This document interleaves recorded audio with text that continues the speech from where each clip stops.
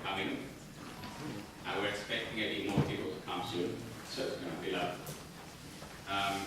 Before we start, I just want to thank our sponsors. So I want to thank SIDA for being our Kara sponsor. That's our sort of naming for our exclusive sponsor. And I also want to thank Yahoo Developer Network and Amazon Web Services for supporting this event. I want to also thank all of our other sponsors for their help and support. And of course, you for coming here and making this a reality.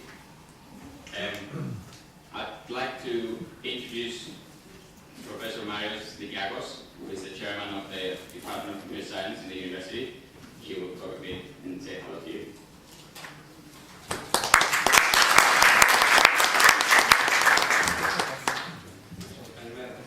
Good morning.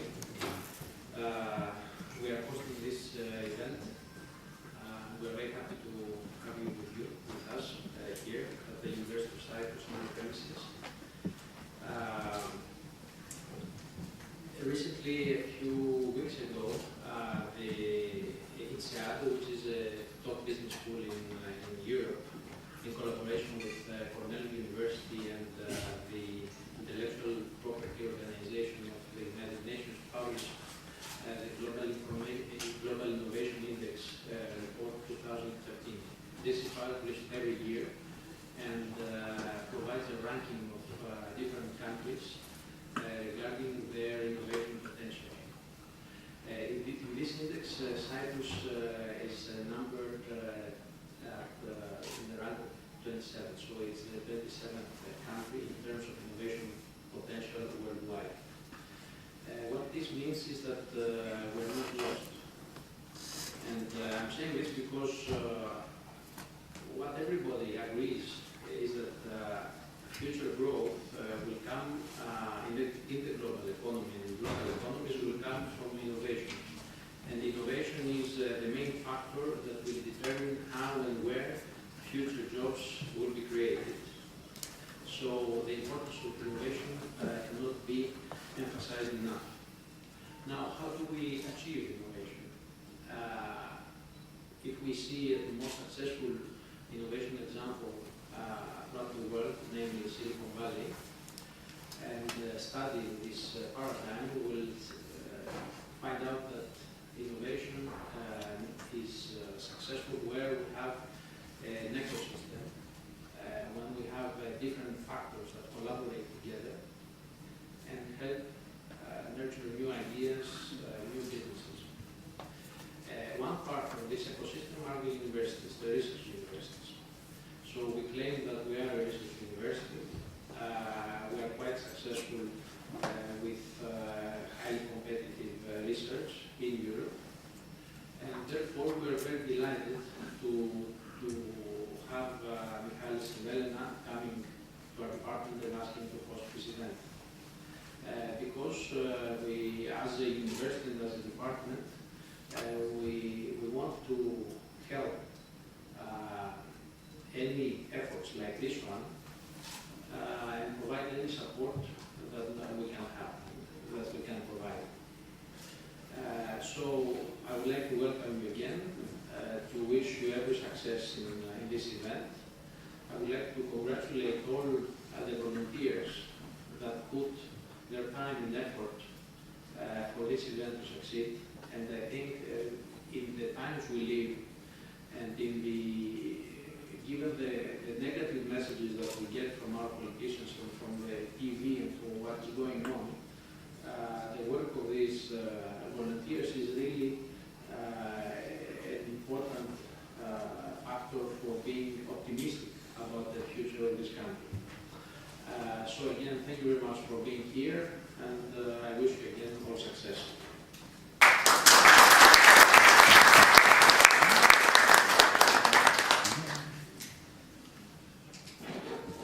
So a few rules.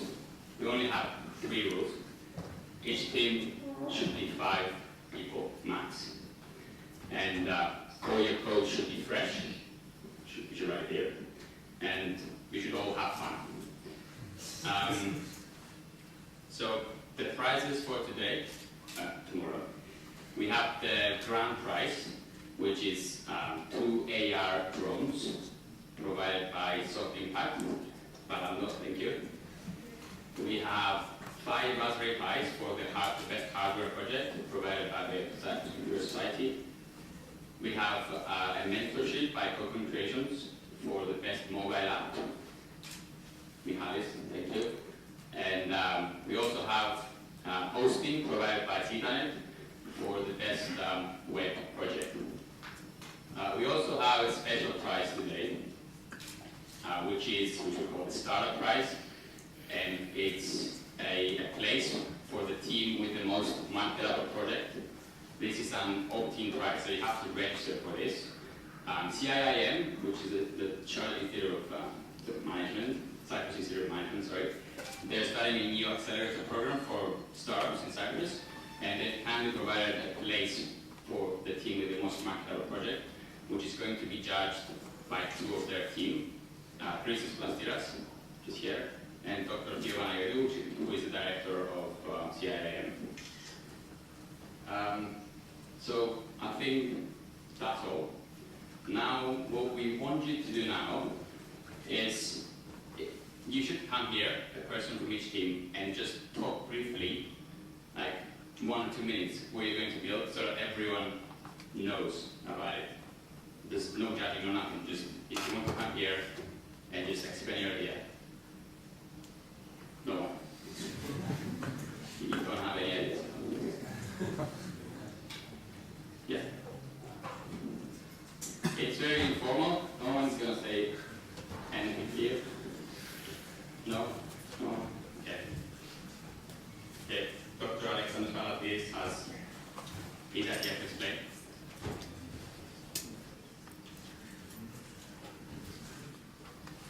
Okay, hi everyone. My name is Alex. I'm a lecturer at the Cyprus University of Technology. I've been working on an idea of NRMAP over the last few years. I actually presented NRMAP at last Hackathon in 2012. And since then, NRMAP got funded by Open Innovations Lab, which was an accelerator competition of the European Union, and we got a funding of 100,000 euros to do NRMAP. So what is NRMAP? I'm sure you all know when you buy a fridge or lamps, you see this energy rating from A to G, from green to red, so that you know how to buy the best fridge, the best dishwasher, the best lamps, and so on, energy-wise. The same thing now, over the last few years, exists with buildings. And as you know by law in Cyprus, whenever you have to rent or buy a house, as students or whatever, you need to see this certificate, but of course these things don't happen in Cyprus. So we've already developed our first product. We've populated NRMAP with about 30,000 buildings in London and in the UK. And we're in the process of populating with about 500,000 buildings in Ireland. And we're trying to talk with the Energy Service in Cyprus to acquire the 20,000 buildings in Cyprus. And we've done our market research, and we're targeting countries that already have databases about these buildings. Why we're doing this is because we want to promote the idea of energy buildings in Europe. So the same way where you go to Starbucks because they have free trade coffee, you go to buy Ryman recycled paper, we want people to know that when I go on to hotels, when I operate with a bank, I want to know that they operate in green buildings. So we've developed our branding imaging where A, green is good, G, red is bad. With our Dutch partner, we also have a virtual reality application. So when you're in London and you have a phone application, if you just point your mobile towards the buildings, you can actually see the rating popping out on the screen. We've already presented this to the MIT Energy Conference, and there is a chance we'll be going to a Silicon Valley tour in November with Climate Kick, our funding body, to present this to Google Ventures at the Clean Tech Open Forum in November.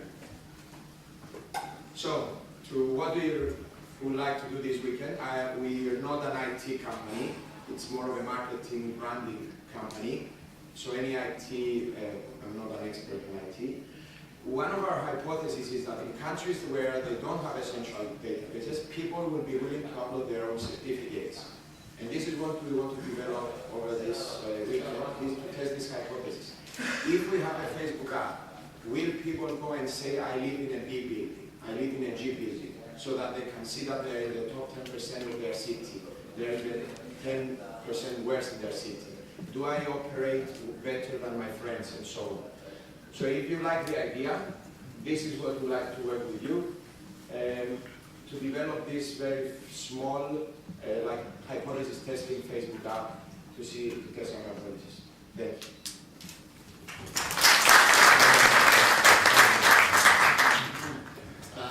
I don't have a team. I'm looking for a team for an idea, and I'm not going to be here for a short time because I'm also a professor here at the university and to go and teach a class in 1 minute.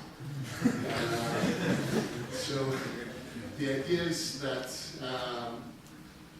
we are, for the last couple of years, we're developing some hardware and some ideas for the smart parking application. Actually, a smart parking assistant, so that people can actually find parking in the center of the city, especially now, the way the city is, so it's very difficult to navigate and make sure that you can find a spot where you need it.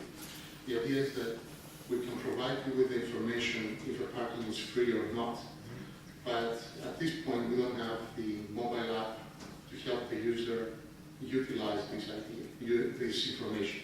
So we need someone to, or a team, to get our data and use it in a useful way, like put it on a map, and then we can also provide a very basic algorithm to process this data and figure out if you're in point X and you want to go to point Y and there are Z parking spots around it, which one of these Z spots is the best for you based on price, fuel consumption, probability of finding parking, and all that stuff.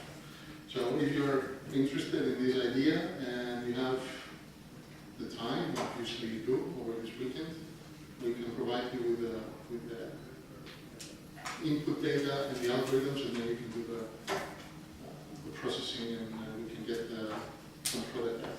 Thank you. By the way, my name is Pastor, because I don't know if I told you that before. Hi, my name is Frederick. I'm going to hack on a personal project, so collecting my own personal data. I'm not really sure what it will be or what I'll end up doing. But basically, whenever I write a tweet or whenever I do something on the internet, I find that it's hard to find it afterwards. So I basically want to be able to search my own personal history and sort of enable nostalgia for myself. If anyone of you are interested in joining me, I'll be in one of the rooms hacking. Just grab me.